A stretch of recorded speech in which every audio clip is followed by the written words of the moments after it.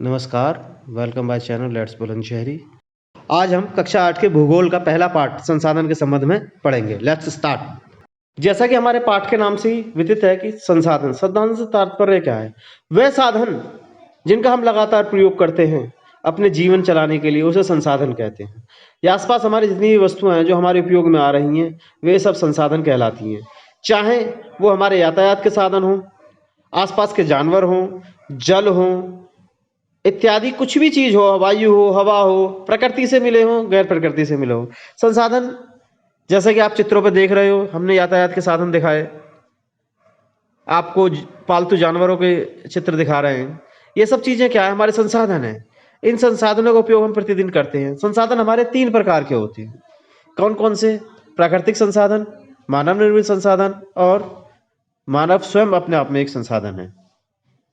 संसाधनों के प्रकार। संसाधन 3 प्रकार के हैं: प्राकृतिक संसाधन, मानव निर्मित संसाधन और मानव स्वयं निर्मित संसाधन।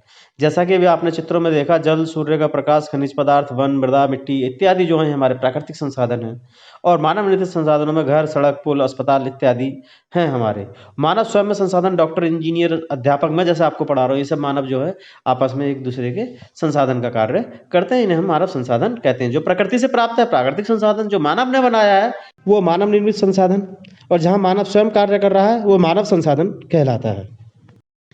अब हम सबसे पहले प्राकृतिक संसाधन के बारे में पढ़ेंगे। प्राकृतिक संसाधन वे संसाधन है जो हमें प्राकृतिक रूप से मिले हैं, भगवान ने जो हमें उपहार में दिए हैं, चाहे वो पानी, जल इत्यादि, जैसा मैं आपको बता चुका हूँ। इन संसाधनों के दो टाइप हैं। नंबर 1 नवीकरणीय संसाधन, अनवीकरणीय संसाधन। नवीकरणीय संसाधन वो जिनको बार बार हम प्रयोग कर सकें, उन्हें नवीकरणीय संसाधन कह सकते हैं। जैसे कि वायु, बार बार हम सांस लेते हैं, हम ऑक्सीजन अंदर लेते हैं और कार्बन डाइऑक्साइड निकालते हैं। उधर पेड़ जो है कार्बन डाइऑक्साइड लेते हैं, ऑक्सीजन निकाल देते हैं। सूर्य जो कभी खत्म नहीं होता, उसकी ऊर्जा का हम लगातार प्रयोग करते हैं। पवन जो हवा चलती है, जिसका हम पवन पंचक्की, पानी इत्यादि का हम जो प्रयोग करते हैं, ये सब है हमारे प्राकृतिक संसाधन।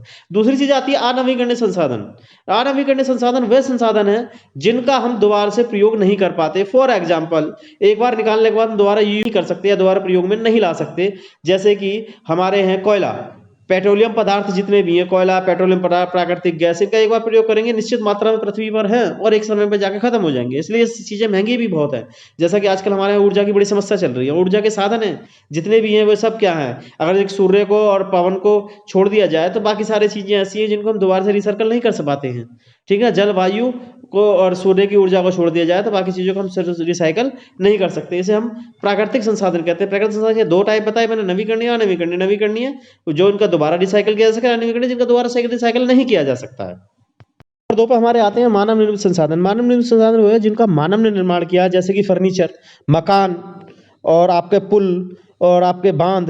ये सारी चीजें जो हमारे मानव निर्मित संसाधन है, जो भी मानव ने बनाया है, जो भी चीजें आप बना रहे हो वो सब मानव निर्मित है। चाहे कॉपी हो, किताब हो, आपके कपड़े हो इत्यादि हो, इन सबको मानव निर्मित संसाधन कहते हैं। क्योंकि प्राकृतिक संसाधनों से लेकर के मानव ने जो नई वस्तुएं तैयार की हैं उन्हें मानव निर्मित संसाधन कहते हैं। इसके बाद नंबर 3 पर हमारा आता है मानव स्वयं संसाधन। मानव जो स्वयं संसाधन है उसमें इस प्रकार से आप कह सकते हैं कि मानव जो हमारे लिए सेवा कर रहा है। जैसे मैं आपको पढ़ा रहा हूँ, इंजीनियर हमारे लिए नक्शा तैयार कर रहा है, मिस्त्री हमारा मकान तैयार कर रहा है, डॉक्टर हमारे को सेवा दे रहा है, रिक्शे वाला हमारा रिक्शा चला करके दे रहा है, ड्राइवर हमारी ड्राइविंग करता है। सुबह से शाम तक जो भी व्यक्ति हमारी सहायता कर रहे हैं, हेल्प कर रहे हैं, उन सबको हम क्या कहते हैं? मानव संसाधन कहते हैं। अब इन संसाधनों का हम लगातार प्रयोग करते रहे तो एक दिन होगा क्या? मामला खराब, हम कुछ नहीं कर पाएंगे। इन सब संसाधनों का अगर हम सही ढंग से विवेक रूप से प्रयोग करें तो हम आगे तक अगली भावी पीढ़ी को दे पाएंगे। इन्हीं संसाधनों का, इसी को संसाधनों का संरक्षण कहते हैं। फॉर एग्जाम्पल, अगर मान लीजिए हम अपने अंधाधुंध पेट्रोल फूके जा रहे हैं तो एक दिन पेट्रोल खत्म हो जाएगा, लेकिन अगर उसको विवेक के अनुसार जहाँ प्रयोग है हम वहीं का भी प्रयोग करें तो ज़्यादा बेटर रहेगा। ऐसे ही मान लीजिए हम लगातार वायु को गंदा कर रहे हैं, जल को गंदा कर रहे हैं, तो एक दिन हम पानी के लिए तरस जाएंगे। अभी कोरोना में देखा, वायु हमारे लिए नहीं थी, ऑक्सीजन की कितनी कमी आई हमारे सामने। इन सब चीज़ों को शुद्ध रखते हुए अपने वातावरण को और अपने विकास, अपनी शिक्षाओं की पूर्ति भी करनी है, अपने उपयोगों की भी पूर्ति करनी है, सबको एक साथ लेकर, यानी कि पर्यावरण को भी नुकसान ना पहुंचे और हमारा काम भी हो जाए, उसे हम सतत पोषीय विकास कहते हैं। सतत पोषीय विकास के विभिन्न क्षेत्र हैं, जैसे पृथ्वी की जीवन शक्ति और विविधता का संरक्षण करना, प्राकृतिक संसाधनों का ह्रास को न्यूनतम करना, कम से कम प्रयोग करना, प्रकृति पर्यावरण के प्रति व्यक्ति व्यवहार और अभ्यास में परिवर्तन लाना, समुदाय को अपने पर्यावरण की देखभाल के लिए योग्य बनाना और मानव जीवन की गुणवत्ता को बढ़ाने से संबंधित है। इससे संबंध में यूएनओ ने एक प्रस्ताव 25 सितंबर 2015 को पास किया था, जिसमें सतत पोषी विकास के लिए 17 लक्ष्यों का पूरा करने का संकल्प लिया था, जिसमें से भारत ने भी उसमें पार्टिसिपेट करा और उसने यस करा इस चीज़ के लिए।